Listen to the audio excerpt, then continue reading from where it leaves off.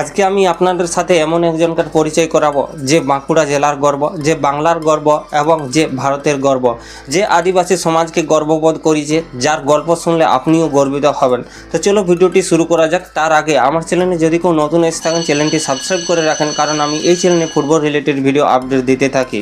তো চলো শুরু করা যাক। তো দরিদ্র, অনটন, অভাব এসবকে পেছনে ফেলে আজ আন্তর্জাতিক মঞ্চে জায়গা করে নিয়েছে বিষ্ণুপুরের ছেলে কুলুপুকুর গ্রামের সুরজ সরেন। আদিবাসী অধ্যুষিত একটি ছোট গ্রাম, ছিটে বেড়ার বাড়ি, বাবা মা দিনমজুরের কাজ করেন, তাদের সঙ্গে বড় হয়ে উঠেছে সুরজ।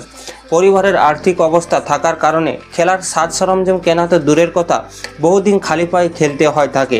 তবু হাল ছাড়েনি সুরজ। সুরজ সরেন মুগরাগীত স্পোর্ট একাডেমির ছাত্র। সুরজের কোচের নাম কল্যাণ হেমব্রম। প্রশিক্ষণ নেওয়ার পর শুরু হয় তার স্বপ্ন পূরণের পথ চলা। পরিশ্রম আর প্রতিভার জোরে সে জায়গা করে নেয় অনূর্ধ্ব-17 9 সাইড বাংলা দলে। সেখানে অসাধারণ পারফরমেন্স করে দলকে চ্যাম্পিয়ন করার পাশাপাশি নিজেও হন লিগের সেরা খেলোয়াড়। আজ সেই সুরজ সরেন যাচ্ছে শ্রীলঙ্কায় সাউথ এশিয়ান গেমসে ভারতের প্রতিনিধিত্ব করতে। প্রিয় ফুটবলার রোনাল্ডোকে অনুসরণ করে মিডফিল্ডে খেলা পছন্দ করে সুরজ। সে জানায় স্বপ্ন একটাই, দেশের হয়ে খেলব, বাংলার নাম উজ্জ্বল করব। আদিবাসী গ্রাম কুলুপুকুর আজ গর্বিত, কারণ তাদের এক সন্তান সুরজ পেরিয়েছে সব সীমাবদ্ধতা, দেখিয়েছে স্বপ্ন। আর স্বপ্ন দেখলে যে তা সত্যি করা যায়, সুরজ তা দেখিয়েছে। সুরজ সরেন এখন শুধু গ্রামের নয়, বাংলার গর্ব, ভারতের গর্ব।